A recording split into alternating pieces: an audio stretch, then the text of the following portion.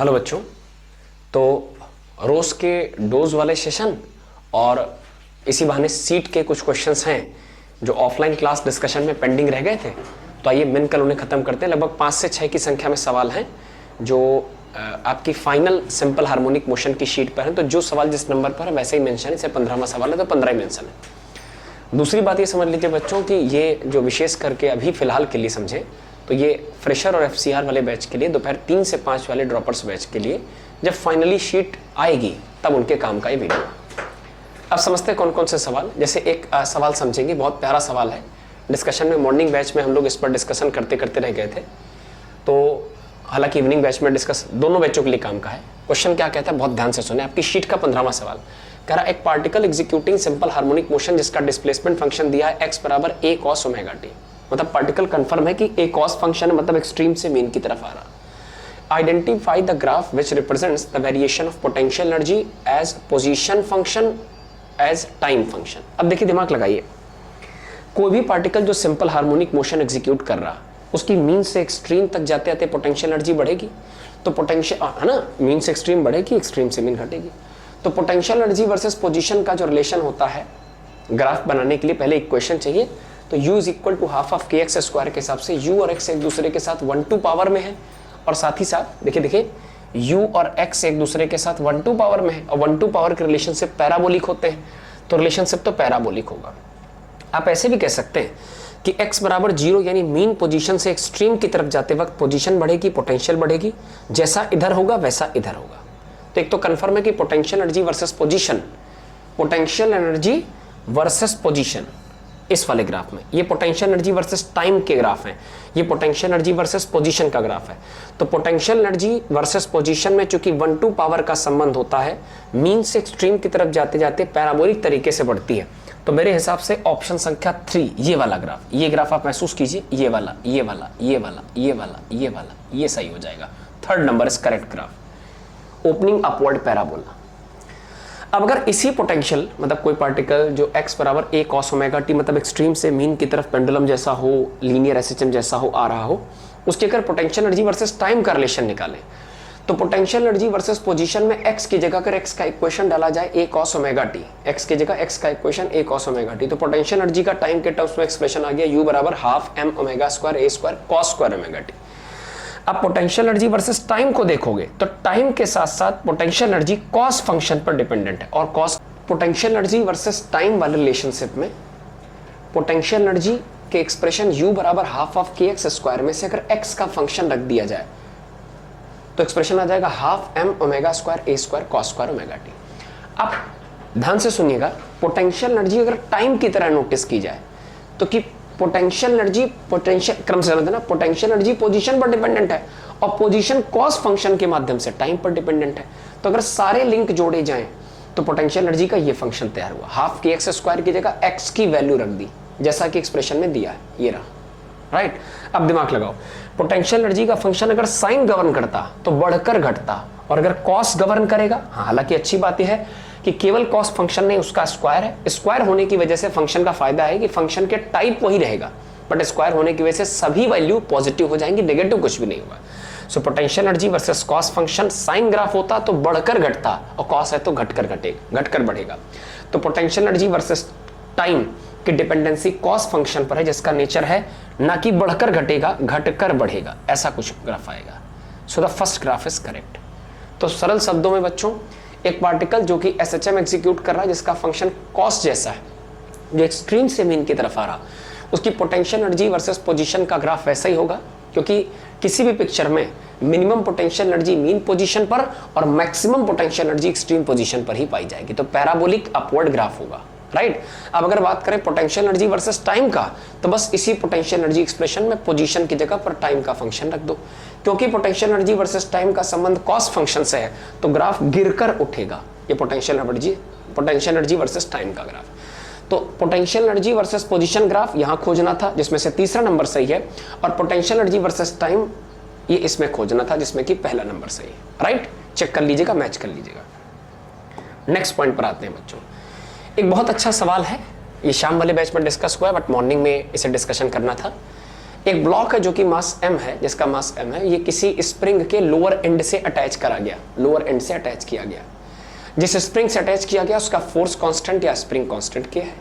इस स्प्रिंग को रेस्ट से रिलीज किया गया तो क्वेश्चन कहता है मैक्सिमम एक्सटेंशन कितना होगा। अब ध्यान से समझे, एनएलएम में भी इस तरह की कॉन्सेप्ट को मैंने एक बार डिस्कस किया बच्चों, कि किसी भी स्प्रिंग जिसका स्प्रिंग कांस्टेंट के है उसके लोअर एंड पर मास m को अगर हाथों से संतुलित रखने के बाद छोड़ने का प्रोग्राम बनाया जाए तो इसे दो तरीके से रिलीज किया जा सकता है।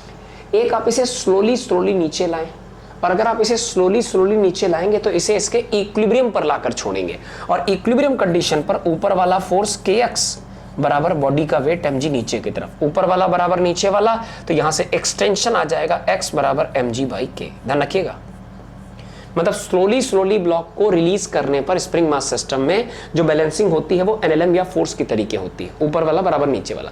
बट अगर यही स्प्रिंग मास सिस्टम सडनली छोड़ दिया जाए तो इंपल्स की वजह से झटके के साथ ये नीचे आएगा और स्प्रिंग उम्मीद से ज्यादा खींचेगा। बट ऐसे केसेस में चूंकि फोर्स की कैलकुलेशन पॉसिबल नहीं है तो मैकेनिक्स के दूसरे हथियार यानी एनर्जी कॉन्सेप्ट का सहारा लेंगे। मास के अचानक छोड़े जाने के बावजूद इस पर दो ही फोर्स एक्टिव है, एक स्प्रिंग जो कि कंजर्वेटिव है, दूसरा ग्रेविटी वो भी कंजर्वेटिव है। तो मास के इस पोजीशन से इस पोजीशन तक आने में मास के लोअरिंग होने से मास की ग्रेविटेशनल पोटेंशियल एनर्जी का लॉस हुआ, बट कंजर्वेटिव फोर्स फील्ड जैसे स्प्रिंग है, ग्रेविटी है, इनमें लॉस तो हो नहीं सकता। मतलब मास ने जो एनर्जी का लॉस किया है वो किसी एनर्जी को प्रॉफिट पहुंचाएगा, जैसे स्प्रिंग की पोटेंशियल एनर्जी बढ़ जाएगी। तो मैं कहूंगा एनर्जी कंजर्वेशन के हिसाब से सडनली छोड़ने पर, क्योंकि फोर्स से बैलेंसिंग पॉसिबल नहीं, तो एनर्जी से दिमाग लगाओगे तो मैं लिखूंगा loss of gravitational potential energy should be equal to gain in elastic potential energy of spring. अब इसमें अगर मान लीजिए आपका मास अपने लेवल से x भी नीचे आ गया तो इसकी पोटेंशियल एनर्जी का नुकसान कितना हुआ, h हाइट उठने पर फायदा कितना mgh, x उठने पर फायदा कितना mgx, तो x गिरने पर नुकसान कितना mgx। इतने का मास ने ग्रेविटेशनल पोटेंशियल एनर्जी में लॉस झेला and it is equal to half of जितना ग्रेविटेशनल पोटेंशियल एनर्जी में नुकसान होगा इसी एक्सटेंशन के करस्पॉन्डिंग इस स्प्रिंग में इतनी ही इलास्टिक पोटेंशियल एनर्जी स्टोर हो जाएगी, is equal to half of kx square. I think x से x कटेगा, दिमाग लगाइएगा। क्या ये 2 ऊपर जाकर अगर k को नीचे ले आए तो क्या यहां से x बराबर 2mg/k आ जाएगा। So from this photo it is very clear, x बराबर 2mg/k। अब आप चाहें तो मैचिंग भी कर सकते हैं। स्लोली रिलीज करने पर एनएलएम या फोर्स के द्वारा बैलेंस करना है जिसमें x बराबर mg/k आएगा, और सडनली रिलीज करने पर फोर्स कैलकुलेशन पॉसिबल नहीं आता। स्प्रिंग और ग्रेविटी जैसे कंजर्वेटिव फोर्स फील्ड में आप लगाएंगे एक तरह की एनर्जी का लॉस बराबर दूसरी का फायदा। मैकेनिकल एनर्जी कंजर्वेशन भी कह सकते हैं कि ग्रेविटेशनल पोटेंशियल एनर्जी में जितने का लॉस होगा इलास्टिक पोटेंशियल को उतना ही फायदा होगा, वही एनर्जी इलास्टिक पोटेंशियल के फॉर्म में स्टोर हो जाएगी। तो यहां से x बराबर 2mg/k। कंपैरिजन करो, स्लोली के तुलना में सडनली छोड़ने का एक्सटेंशन जस्ट दुगना है, इसलिए इसे मैक्सिमम एक्सटेंशन कहते हैं। It is x max also, right?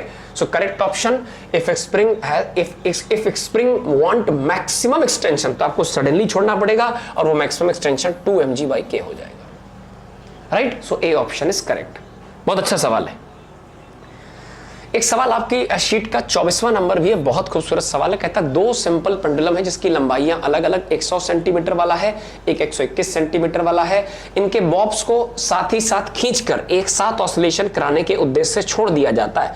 But अफसोस ये चूंकि इनके टाइम पीरियड बराबर नहीं, इसलिए थोड़ा सा ये आगे पीछे हो जाएंगे। बट कभी तो ऐसा होगा कि फिर से ट्यून होकर एक इंस्टेंट पर एक साथ ऑसिलेशन करेंगे, फिर लेंथ अलग और टाइम पीरियड अलग होने की वजह से अलग अलग ऑसिलेट करेंगे। तो क्वेश्चन कहता है कितने मिनिमम ऑसिलेशंस के बाद दोनों बड़े छोटे पेंडुलम टुगेदर हो जाएंगे, will be in phase. In phase का मतलब होता है ऑसिलेशन करते करते एक साथ आ जाएंगे, ऑसिलेशन करते करते एक साथ आ जाएंगे। तो ऑसिलेशन करते करते एक साथ आएंगे, उसमें मुझे तो नहीं पता कौन कितना समय लेगा बच्चों, तो दिमाग लगाइए। 100 वाले की लेंथ अलग, 121 की लेंथ अलग तो टाइम पीरियड अलग। क्यों? क्योंकि किसी भी एल लंबाई के सिंपल पेंडुलम का जो टाइम पीरियड है वो लेंथ पर t बराबर 2π√L/g के हिसाब से डिपेंड करता है। तो लेंथ अलग अलग, टाइम पीरियड अलग अलग। तो कोई 5 सेकंड में ऑसिलेशन करेगा तो कोई 7 सेकंड में, तो कैसे पॉसिबल है कि दोनों एक साथ ऑसिलेट करेंगे, आगे पीछे करेंगे? हाँ, बट कुछ ऑसिलेशन के बाद अगर वो साथ साथ आए तो हम ये मान सकते हैं कि पहले वाले के N1 ऑसिलेशन और दूसरे वाले के N2 ऑसिलेशन, किसी के कुछ के बाद दोनों थोड़ी देर के लिए एक साथ आए फिर अलग अलग होगा। अब इसके लिए दिमाग क्या लगाएं? 100 सेंटीमीटर वाले के N1 ऑसिलेशन के बाद और 121 सेंटीमीटर वाले के N2 ऑसिलेशन के बाद अगर ये एक साथ आए तो जरा दिमाग लगाइएगा। मैं लिख सकता हूं, अच्छा एक बात और, टाइम की काउंटिंग तो आप एक ही साथ करना शुरू करोगे तो मान लो शुरू से 50 सेकंड बाद ये एक साथ आए तो 50 सेकंड में इसके कुछ ऑसिलेशन शामिल होंगे, इसके कुछ अलग ऑसिलेशन शामिल होंगे। तो मैं काम कर लेता हूं, वो समय अगर इसे एक ऑसिलेशन में T1 समय लगा तो N1 ऑसिलेशन में N1 T1 समय लगेगा, इसे एक ऑसिलेशन में T2 समय लगा तो इसे N2 ऑसिलेशंस करने में N2 T2 समय लगेगा। और जब भी ये इन फेज आएंगे वो वक्त दोनों ने बराबर बराबर लिया होगा। टोटल टाइम मान लीजिए 50 सेकंड में ये दोनों एक साथ आ गए, 50 सेकंड बाद तो 50 सेकंड में हो सकता है इसके 5-5 सेकंड वाले 10 ऑसिलेशन शामिल हो और इसके 10-10 सेकंड वाले 5 ऑसिलेशन शामिल हो। आप मेरी बात समझ रहे हैं? मान लीजिए मैं आपसे कहूं कि दोनों 40 सेकंड बाद एक फेज में आ गए तो हो सकता है इसके 8 ऑसिलेशन हो 5-5 सेकंड के, 8 पंचे 40, और इसके 10 ऑसिलेशन हो 4-4 सेकंड के, 10 चौको 40। राइट? तो मैं दोनों टाइम्स को बराबर करने जा रहा हूं। रिपीट करता हूं सारी बात। दो अलग अलग पेंडुलम 100 सेंटीमीटर और 121 सेंटीमीटर लंबाई के सस्पेंड करे गए। चूंकि time period of simple pendulum length के प्रोपोर्शनल होता है, अतः अलग अलग लंबाई वाले पेंडुलम का टाइम पीरियड अलग अलग होगा। इन्हें अगर एक साथ ऑसिलेट कराने के लिए छोड़ भी दिया जाए तो टाइम पीरियड अलग होने की वजह से ये एक साथ ऑसिलेट नहीं करेंगे, बट ये कंफर्म है कि कभी तो एक साथ आएंगे। जब भी ये एक साथ आएंगे तो मान लेता हूं इसके 100 सेंटीमीटर वाले जिसका टाइम पीरियड T1 है, इसके N1 ऑसिलेशंस कंप्लीट हो चुके होंगे और इसी टाइम इंटरवल में इसके यानी 121 सेंटीमीटर वाले के T2 टाइम पीरियड वाले के N2 ऑसिलेशंस कंप्लीट हो चुके होंगे। तो total time interval N1 T1 और N2 T2 जब बराबर होगा तो दोनों एक साथ ऑसिलेट करेंगे। मतलब मान लीजिए मैंने आपसे कहा ना 40 सेकंड बाद ऑसिलेट करेंगे तो 8 सेकंड वाले के 5 ऑसिलेशन हो चुके होंगे, 8 पंचे 40, और 10 सेकंड वाले के 4 ऑसिलेशन होंगे, 10 चौको 40। राइट? तो मैं चलता हूं आगे बच्चों, बस इसी कॉन्सेप्ट पर आप लगाएंगे। सो N1 नो आइडिया, T1 की जगह रखेंगे 2 pi root L by g, T1 की जगह 2 pi root length 100 centimetre by g is equal to N2 और T2 की जगह क्या रखेंगे 2 पाई रूट L की जगह 121 बाई जी। लेट्स डू काटा पिट्टी सिद्धांत के अनुसार। आओ काटोगे तो क्या होगा 2 पाई जी से 2 पाई जी कटता हुआ यह आ जाएगा N1 और 100 का रूट कितना बेटा 10 बराबर N2 और 121 का रूट कितना 11। दिमाग क्या लगाना है? अब इसको एक काम और कर लेते हैं, क्यों ना डिवीजन में लिख लें। तो इसी लाइन को मैं लास्ट में लिख रहा हूं N1 by N2 is equal to 11 by 10। 11 by 10 दिमाग लगाइए। N1 किसके ऑसिलेशन थे 100 सेंटीमीटर वाले के 11 ऑसिलेशंस, और N2 किसके हैं 121 वाले के 121 वाले के 10 ऑसिलेशंस के बाद इनकी मुलाकात होगी। अब मैं दिमाग लगाता हूं, फिर सुनिएगा। मान लीजिए इन दोनों की मुलाकात 110 सेकंड्स बाद हुई तो 110 बनाने के दो तरीके, क्या कि 11 ऑसिलेशन 10-10 सेकंड वाले के और 10 ऑसिलेशन 11 सेकंड वाले के। 11 दहम 110, 10 11 है 110। समझ पाए? तो ऐसे सवालों में जब भी अलग अलग लेंथ के पेंडुलम को एक साथ फेज में लाने का समय पूछा जाए सो किसी के N1 ऑसिलेशंस किसी के N2 ऑसिलेशंस के बराबर कर देना। सिंपली N1 T1 बराबर N2 T2। बाकी आप लेंथ वगैरह से कैलकुलेशन करिएगा, रेशियो में लाइएगा, आपको दिख जाएगा। अब मुझसे पूछा क्या गया था, जैसे पूछा गया है कि after how many minimum oscillation of longer pendulum. Longer pendulum ये है लंबाई में 100 से 121 है, तो लॉन्गर पेंडुलम के N2 मतलब 10 ऑसिलेशन के बाद दोनों सेम फेज में आ जाएंगे, 10 ऑसिलेशन। अच्छा मान लीजिए पूछता है आपसे कि स्मॉलर पेंडुलम के कितने ऑसिलेशन बाद, तो स्मॉलर पेंडुलम के N1 मतलब 11 ऑसिलेशन के बाद एक ही फेज पर होते हैं। राइट? नेक्स्ट, बहुत अच्छा बहुत खूबसूरत सवाल है। ये दिखने में बड़ा, इससे बिल्कुल डरिए मत। ये एक्चुअली प्रोजेक्टाइल और SHM के डिस्प्लेसमेंट इक्वेशन के अलावा कुछ नहीं। मैंने आपको ये दोनों बातें लिख दी साइड में। क्या सुनिए, पहले तो एक छोटी सी पुरानी प्रोजेक्टाइल की बात याद करिए कि अगर ग्राउंड से किसी बॉडी को थीटा एंगल पर u स्पीड से फेंका जाए तो उस प्रोजेक्टाइल की रेंज का फार्मूला होता था r बराबर u² sin 2 थीटा बाई जी। याद आया? और अगर आपसे कहा जाए कोई पार्टिकल अपने एक्सट्रीम से मीन की तरफ आ रहा है तो उसके एसएचएम का डिस्प्लेसमेंट इक्वेशन होता है ए बराबर कॉस ओमेगा टी। अब सवाल सुनिए, क्वेश्चन कहता है small block is connected to one end of a massless spring of unstretched length 4.9। मतलब एक स्प्रिंग है जिसकी अनस्ट्रेच कंडीशन पर लंबाई 4.9 मीटर है, यहां तक लंबाई, राइट। मतलब मैंने मास तक भी थोड़ा सा हाथ खींच दिया है। तो एक स्मॉल ब्लॉक है जो किसी ऐसी स्प्रिंग से कनेक्टेड है जिसकी लंबाई 4.9 मीटर, बहुत बढ़िया। The other end of the spring is fixed, और स्प्रिंग का एक एंड मास से कनेक्टेड है, एक फिक्स है। चलो यहां तक सवाल हमने पढ़ लिया, बढ़िया, डन हो गया। आगे, the system lies on a horizontal frictionless surface, मतलब किसी प्रकार का आसपास कोई अवरोध, हवा का दबाव, हवा का घर्षण, जमीन का घर्षण कुछ भी नहीं है। The system lies on a horizontal smooth surface, the block is stretched by 0.2 centimetre and release from the rest at t बराबर 0। अब किया क्या, इन्होंने ब्लॉक को खींचा, इन्होंने ब्लॉक को 2 मीटर खींचा, 0.2 मीटर खींचा। अच्छा, एक लॉजिक वाली बात कहिएगा, अगर आप किसी बॉडी को किसी लेवल तक ले जाकर खींचे और छोड़ दें तो चूंकि स्प्रिंग कनेक्टेड रिस्टोर करेगी और linear simple harmonic motion execute करेगी, बट आपने टी बराबर 0.2 खींच कर छोड़ा है। अच्छा, जब से छोड़े तब से टी बराबर 0। अब मैं आपसे इतनी ही बातों में एक सवाल कहूंगा, अगर 4.9 लेंथ वाली 4.9 मीटर लेंथ वाली अनस्ट्रेच स्प्रिंग को फोर्स लगाकर 0.2 खींचा जाए और खींचने के बाद जब छोड़ा जाए तब से काउंट करना टाइम को शुरू किया जाए। ब्लॉक को पहले स्ट्रेच किया 0.2 मीटर, वो खींचा, अब छोड़ दिया। तो ध्यान से देखिए, ये जो एसएचएम स्टार्ट करेगा, स्टार्टिंग कहां से होती है, जब भी टी, जहां टी बराबर 0 वहीं से एसएचएम स्टार्ट होगा। तो टी बराबर 0 ध्यान से देखिए कि एक्सट्रीम पोजीशन पर लिखा है, तो पार्टिकल दरअसल एक्सट्रीम से रिस्टोरिंग फोर्स की वजह से मीन तक आएगा और बिना रुके फिर इधर जाएगा, फिर जाएगा, फिर आएगा, एसएचएम करेगा। ऐसे एसएचएम कर रहे पार्टिकल का जो डिस्प्लेसमेंट इक्वेशन होगा, ध्यान रखिएगा, जहां से छोड़ा एसएचएम वहां से शुरू, चूंकि आपने एक्सट्रीम से छोड़ा है तो एसएचएम एक्सट्रीम से शुरू, तो ऐसी एसएचएम का इक्वेशन होगा, ये लिखा है एक्सट्रीम से चलने वाली इक्वेशन x बराबर a cos ओमेगा t।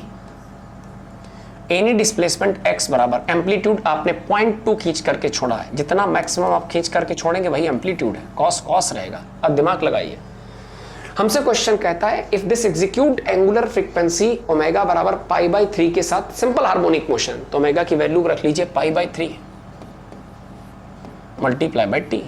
पता है आपको, किसी एंगुलर फ्रीक्वेंसी की जानकारी के बाद अगर आप स्प्रिंग मास सिस्टम को एक्सट्रीम तक खींचकर, जितना भी खींचना चाहें, जितने को एक्सट्रीम बनाना चाहें, जितने को एम्पलीट्यूड बनाना चाहें, उतना खींचकर छोड़ दे, बहुत आराम से आप इसकी एसएचएम का इक्वेशन निकाल सकते हैं। अब इसके साथ एक कहानी और हो रही बगल में, क्या, एक स्मॉल पेबल है, बहुत छोटा सा पत्थर है, उसको प्रोजेक्ट किया गया स्पीड v से पॉइंट P से 45 डिग्री के एंगल पर, जैसा कि चित्र में दिखाया है। देखिए ध्यान से, किसी P पॉइंट से यहां से पत्थरबाजी करी गई 45 डिग्री पर। अब देखिए टारगेट क्या है, the point P is in horizontal distance 10 metre from O। O से जो पॉइंट P है, इसे आप ऐसा ना माने, आप ऐसा ना मानकर ऐसा समझे बच्चों कि ये O से, ओरिजिन से, ये जो पॉइंट है ये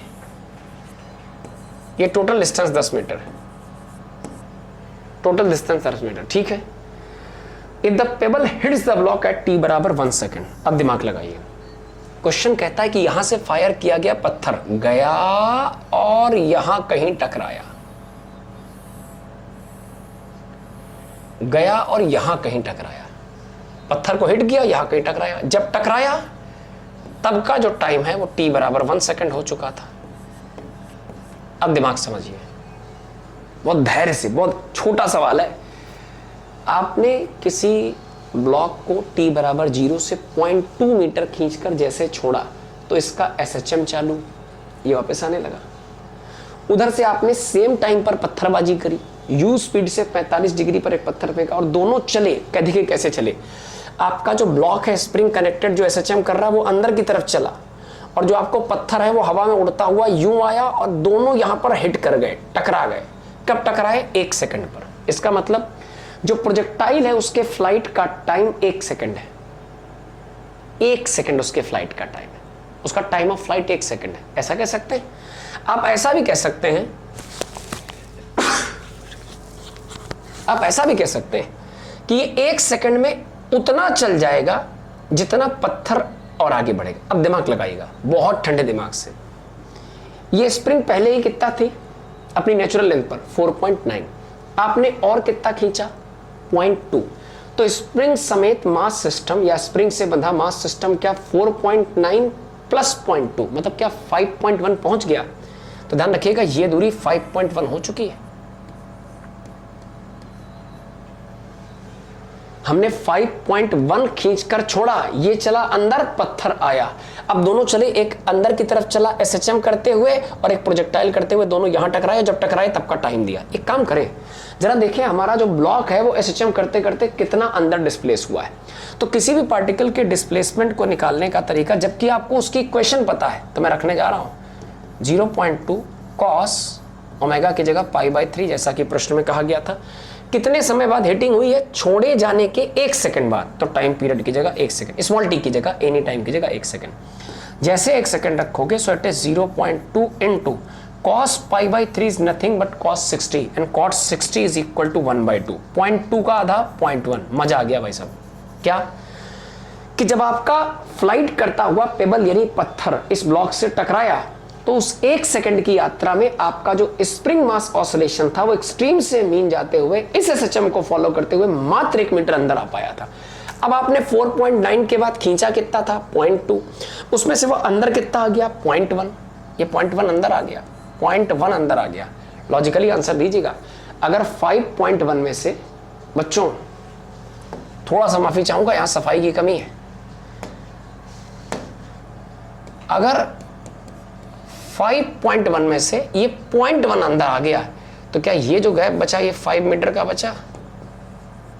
क्या ये जो गैप बचा 5 मीटर का बचा? मतलब इस एंड से पत्थर के 1 सेकंड अंदर आने पर, 0.1 अंदर आने पर ये 4.9 और ये 0.1 यानी 5 बचा। मतलब फेंका गया पत्थर दरअसल 5 पर टकराया। क्यों 5 पर? ओ से पत्थर फेंकने वाले पॉइंट की दूरी 10, पत्थर का टकराना पेबल के साथ ये इधर से हुआ 5 पर। तो अगर 10 में से इधर से 5 है तो ये भी 5 मीटर हो जाएगा। That means range is 5 metre. Range is 5 metre. और रेंज अगर 5 मीटर है तो बस रेंज पर फार्मूला रखिए, एंगल ऑफ प्रोजेक्शन रखिए, ग्रेविटी 10 रखिए, वैल्यू मिल जाएगी। तो मैं रेंज को 5 मीटर मानकर, ध्यान दीजिएगा, रेंज को 5 मीटर मानकर, रेंज की जगह अगर मैं 5 मीटर रख दूं, जबकि मुझे प्रोजेक्शन स्पीड v का u का पता नहीं है, साइन 2 थीटा में थीटा 45 और sine 2 into 45 sine 90 by gravity 10 cross multiply 10 पचे 50 बराबर साइन 90 1 लिखने की आवश्यकता नहीं, बराबर v स्क्वायर। स्क्वायर हटाइए, क्या समझे कि दरअसल पत्थर को रूट 50 से फेंका गया है। तो फेंका गया पत्थर 1 सेकंड में, बार बार सेम कहानी रिपीट कर रहा हूं, फेंका गया पत्थर 1 सेकंड में वहीं पहुंचा जहां 0.2 मीटर एक्सट्रीम पोजीशन या एम्पलीट्यूड तक खींचा गया स्प्रिंग मास सिस्टम ऑसिलेट करते करते पहुंचा। अब क्योंकि 4.9 नेचुरल लेंथ थी तो 0.2 के एम्पलीट्यूड में से 0.2 के एम्पलीट्यूड में से 1 सेकंड में इसने एसएचएम इक्वेशन की मदद से 1 मीटर कवर कर लिया। 0.2 में से 1 कम हो गया तो 0.1, इधर से 4.9 प्लस 0.1 5 इधर से, तो पत्थर का टकराना इधर से भी 5, 10 में से इधर से 5 तो इधर से 5। रेंज को 5 मीटर रखकर मैंने कैलकुलेशन किया। मैंने बहुत डिकोड कर दिया। आप ठंडे दिमाग से सोचेंगे, आई एम श्योर इस बात को आप और रियलाइज कर सकेंगे। मैं आपसे बता दूं, मेरे पास स्पेस मिनिमम है। अगर आप इसे प्रॉपर हॉरिजॉन्टल कॉपी पर ड्रॉ करके करेंगे कि स्प्रिंग मास सिस्टम के खींचने के 0.1 सेकंड बाद ये आकर पत्थर टकराएगा, तो आप इस प्रॉपर प्रोटो को समझ पाएंगे। तो जो बच्चे दोबारा प्रैक्टिस करें वो मेरी एक सलाह ले लें, मतलब स्टेप समझ लें। 0.2 खींचकर छोड़ना, एक्सट्रीम से मीन जाने वाली इक्वेशन बना लो, x बराबर a cos ओमेगा t। जितना मैक्सिमम खींचा वो एम्पलीट्यूड, एंगुलर फ्रीक्वेंसी दी। 1 सेकंड बाद जब पत्थर टकराए तो इस मास को 1 सेकंड बाद थोड़ा सा रिस्टोर करो, थोड़ा सा एसएचएम कराते हुए एक्सट्रीम से मीन लाओ, थोड़ा सा आगे दिखाओ। कितना आगे? वो डिस्प्लेसमेंट आप 1 सेकंड का इक्वेशन से निकाल सकते हो, राइट। और जैसे 1 सेकंड का डिस्प्लेसमेंट है 0.1 तो समझ जाना 4.9 प्लस 0.1 यानी 5 पर टक्कर हुई है। अब अगर 10 में से इधर से टक्कर 5 पर तो इधर से भी टक्कर 5 पर, और यही प्रोजेक्टाइल की रेंज बन जाएगी। रेंज की जगह 5 रखना, थीटा की जगह 45, जो प्रोजेक्टाइल एंगल सवाल में आपको मेंशन किया गया है 45 डिग्री पर प्रोजेक्टाइल है, वो रखिएगा, आपको वेलोसिटी ऑफ प्रोजेक्शन की वैल्यू मिल जाएगी, right. So this was one of the beautiful question. एक अंतिम सवाल आपको और बता दूं जो बहुत अच्छा है, वो क्या है सुनिएगा। और बच्चों इसी सीरीज में एक सवाल और है आपकी शीट का, आपको याद होगा। इसमें कहता है अगर सिंपल पेंडुलम की लेंथ को कुछ परसेंट बढ़ा दिया जाए तो इसके टाइम पीरियड ऑफ ऑसिलेशन में कितने परसेंट का इंक्रीमेंट हो जाएगा। तो एक फैक्टर तो बहुत ऑब्वियस है कि time period is proportional to root of length, मतलब अगर आप लेंथ बढ़ाते हो तो टाइम पीरियड भी बढ़ जाएगा। क्वेश्चन कुछ ऐसा है कि अगर किसी सिंपल पेंडुलम जिसकी लेंथ L है वो अंडर ग्रेविटी यानी ग्रेविटेशनल फील्ड में ऑसिलेट कर रहा है तो उसका सिंपल टाइम पीरियड है T बराबर 2 पाई रूट L/G।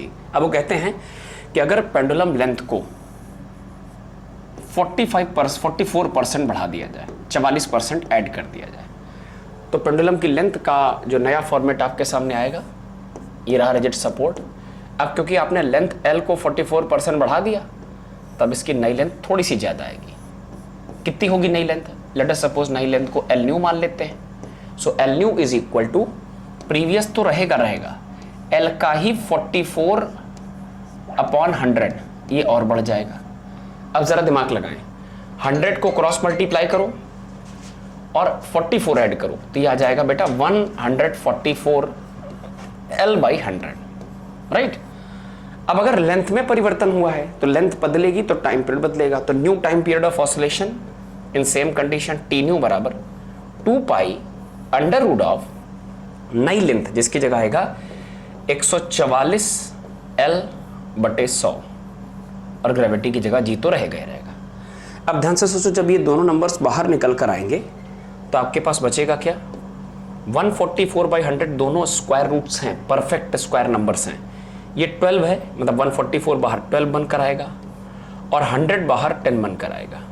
तो बचा क्या? 2 pi root L/G, 2 pi root L/G। फायदा इतना सा कि अगर आप इसे ध्यान से देखें तो ये तो वही प्रीवियस L लेंथ वाले सिंपल पेंडुलम का टाइम पीरियड है। इसका मतलब हम T को इसकी जगह पर रख सकते हैं। तो फाइनल आंसर में आपको मिलेगा 12/10, मतलब 1.2 T। सही है, मतलब लेंथ को 44% बढ़ा देने से नई लेंथ इतनी हो गई जिसकी वजह से नया टाइम पीरियड पुराने टाइम पीरियड का 1.2 टाइम्स हो गया। एक बात तो ये क्लियर हो गई। एक बात और हमसे पूछ सकता है कि what is percentage change in time period. तो परसेंटेज चेंज का simple formula change in physical quantity upon initial physical quantity multiply by 100, मतलब क्वांटिटी में कितने का परिवर्तन है। तो यह है final time period minus initial time period. Final time period मतलब new time period is equal to 1.2 T, initial time period is T with respect to initial T multiply by 100। अब ध्यान से देखें तो 1.2 T में से एक T निकालोगे, 1.2 T में 1 T निकाल दो तो बचेगा 0.2 T upon T multiply by 100। T से T कटा, 0.2 का 100 से गुणा करोगे सो आंसर इज 20%। मतलब अगर लेंथ को 44% बढ़ा दिया जाए तो टाइम पीरियड में 20% का इंक्रीमेंट आएगा। एक छोटा सा लॉजिकल प्रश्न आप और भी कर सकते हैं कि अगर इसे, मतलब ये सिस्टमैटिक क्वेश्चंस हैं, जैसे इसे 69% बढ़ा दिया जाए तो ये 169/100 हो जाएगा और 169 का स्क्वायर रूट 13/10 आ जाएगा तो ये 1.3 टाइम हो जाएगा, तो 30% का इंक्रीमेंट आ जाएगा। मैं कह दूं 96% बढ़ा दिया जाए तो ये 96 हो जाएगा, 196 का रूट 1.4 आ जाएगा और 1.4 का मतलब हो गया 40% बढ़ जाएगा। तो इस तरीके से वो सिस्टमैटिक सवाल आपके सामने बना सकते हैं। तो बच्चों यहाँ तक था ये सब क्वेश्चन डिस्कशन।